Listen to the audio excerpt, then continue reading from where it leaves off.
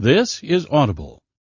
Socialnomics: How Social Media Transforms the Way We Live and Do Business. Written by Erik Qualman. Narrated by John Allen Nelson. Forward. From Main Street to Wall Street and from schoolrooms to boardrooms, there is a revolution happening. It is being driven by a fundamental shift in how we communicate, and it is enabled by the unprecedented rise of what is commonly called social media. Now, one may argue that we've always interacted with each other through dialogue and debate, but there's no question that the platforms and tools that are freely available to us are taking this to the next level. It's one-to-one and one-to-many discourse in a public setting. And while we may only be at the beginning of this revolution, the effects are palpable. The historic invisible walls of the Internet are being broken down daily, locally and globally. Social media touches nearly every facet of our personal and business lives. In business, it isn't just for the marketing and public relations departments. Rather, it is imperative for social media to be an integral part of a company's overall strategy. Whether a business is large or small, its overall success will be partly owed to its success within social media. Social media is living and breathing, and it touches every part of an organization from customer service to frontline sales, even human resources and information technology. It's wherever and however your customer chooses to reach out to you. Social media is your customer today, customer tomorrow, employees, etc.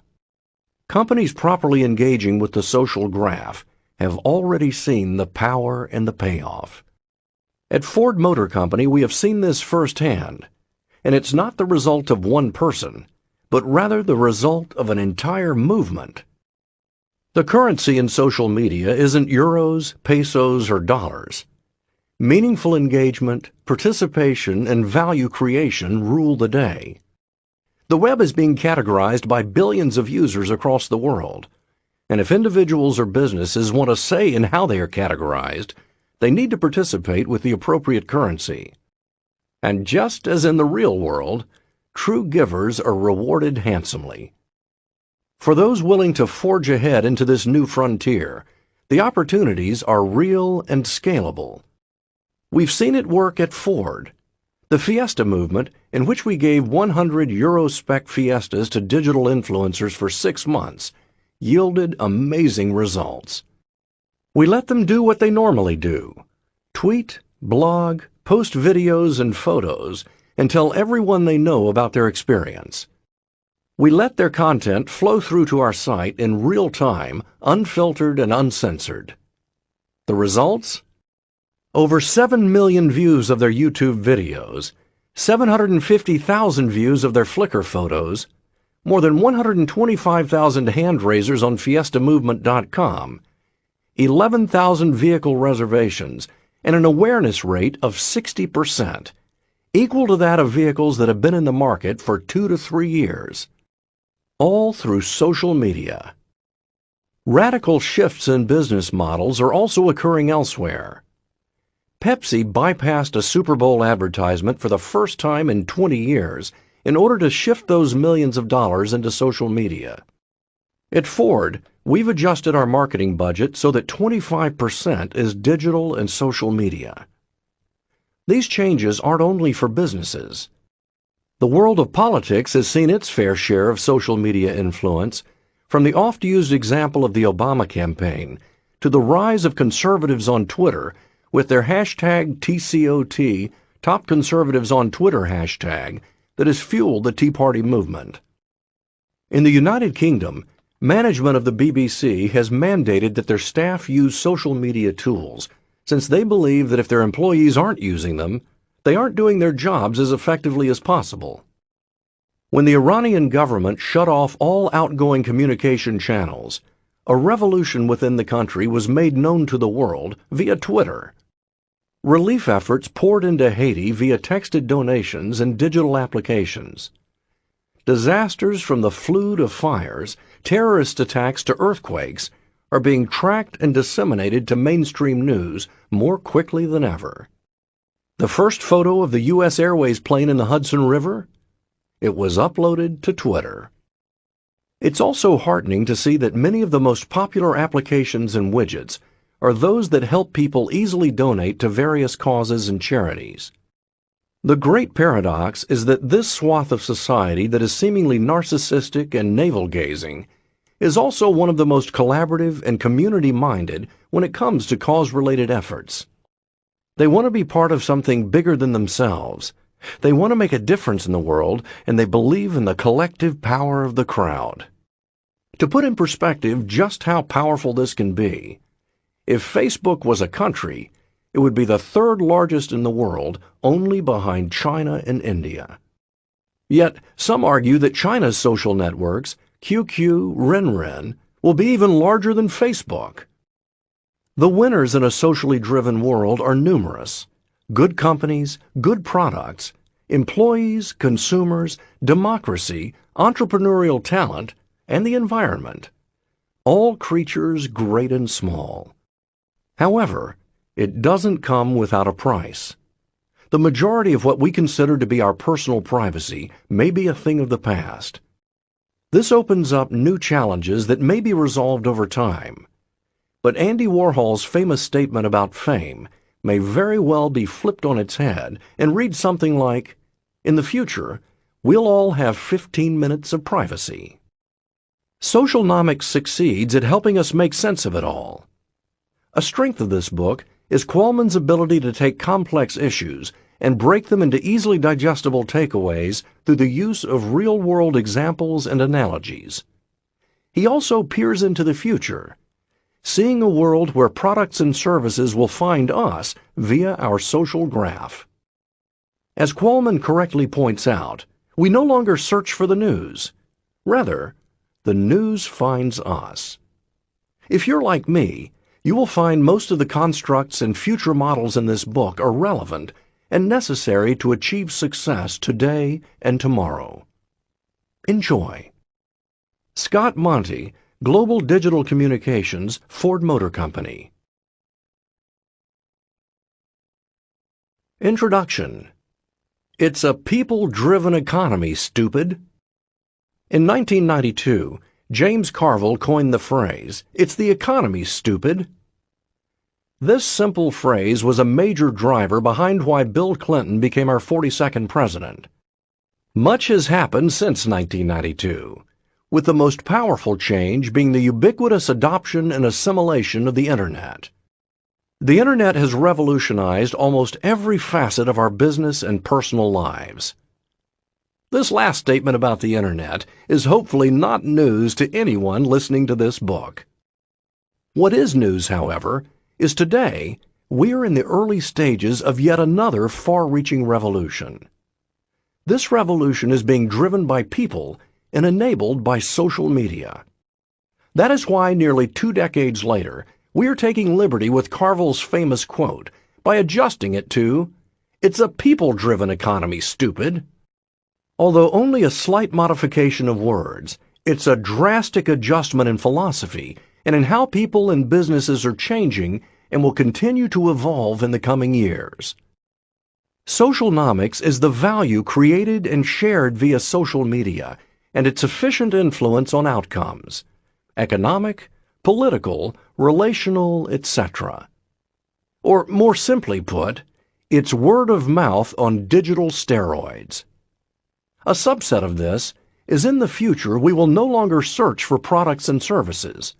Rather, they will find us via social media.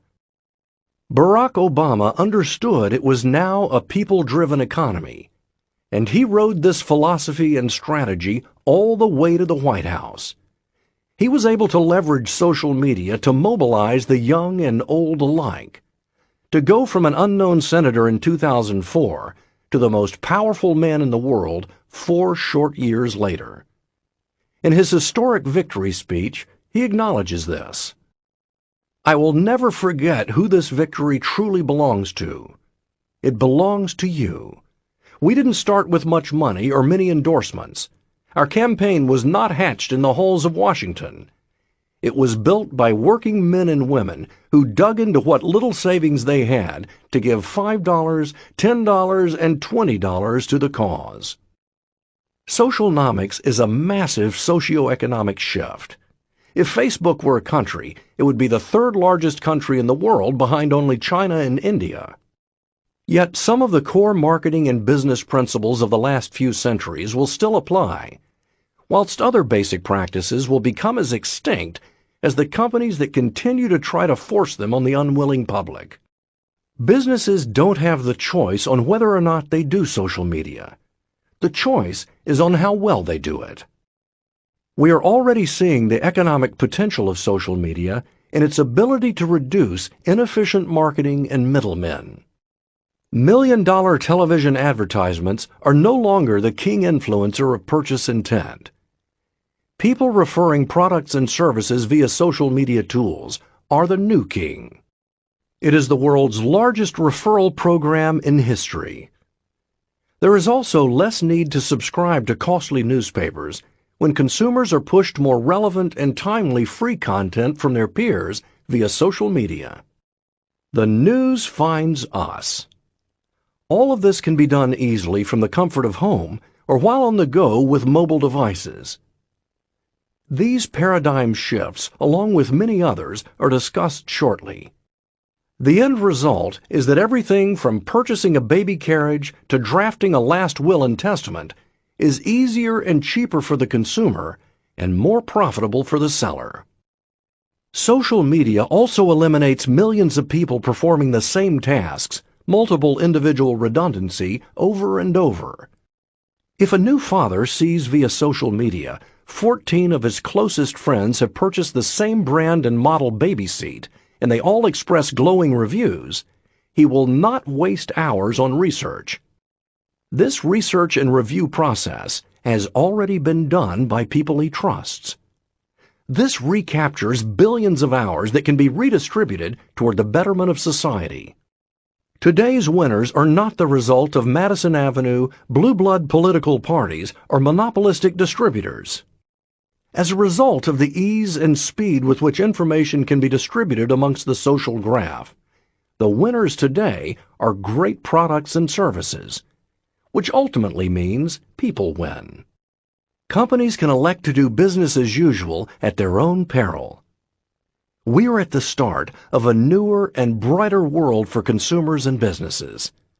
This is the world of socialnomics. Chapter 1. Word of mouth goes world of mouth. Ask any Fortune 500 executive, small business owner, or sole proprietor what their most effective form of marketing is, and I guarantee their answer, without hesitation, is word of mouth. Word of mouth is not a new concept. But what happens when this is taken to another level? What happens when word of mouth goes to world of mouth? An oversimplified, historic model of word of mouth works something like this. Joe User has a great experience with his Dell computer. Then he tells his friend Kelly about it and why he likes it. Kelly, in turn, tells her friends about it, and so on down the line. This is a great model. However, no model is perfect. A few shortcomings of this model are: 1. The news or information can be slow to spread. 2. The original information can be altered as it changes hands. And 3. Kelly's friends may not know much about Joe. The beauty is that social media helps word of mouth overcome these imperfections. While traditional word of mouth can be slow to spread, the opposite is true for Facebook status updates. These updates are pushed via news feeds to all friends in the network. Or to an even greater extent, a platform like Twitter gives you access to 85 million users who have the ability to read your tweets. This scales much better than an individual telling a few friends a week about the new product or service she enjoys. Also, social media is global in nature. One of its biggest benefits is enabling users to stay connected with friends and family who are geographically separated. This global connectivity extends to positive and negative messages relating to products and services. Also, since your opinion is in digital format, it is less likely to be misunderstood or diluted over time. Think about the children's game telephone. This is the game where you sit in a circle and start with a phrase like lightweight knickers, and it is passed around the circle via whispers or word of mouth from child to child until it reaches the last child and she squeals bright white Snickers. While traditional word of mouth doesn't suffer the same degree of degradation as a children's game, the message over time and distance does lose meaning and context. However, when that message is passed digitally, as in the case with social media, it is less likely to lose its original intent. That digital string is passed intact. Along with the benefit of the message remaining intact, the viewer or reader can also see who was the originator of the initial thought. Beyond this, one can often see helpful information about the originator, like age, education, hobbies, location, and so forth.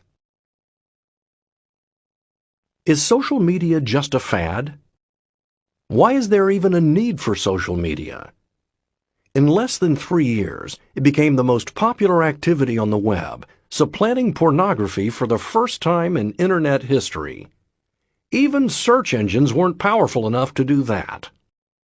Remember years ago when the last 3 to 4 seconds of many television commercials prompted viewers to use various AOL keywords? You don't see or hear that anymore, do you? What do you see?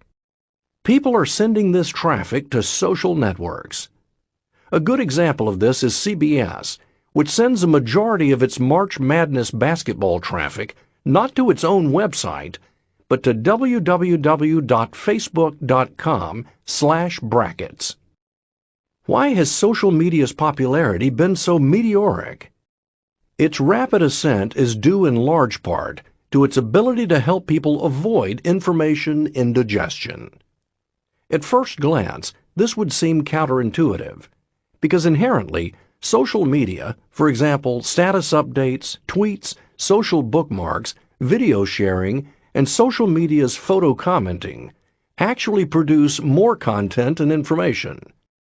Because of this increase in information, you would think that it would cause more confusion, not less. But when we dive deeper, we can see why this is not the case.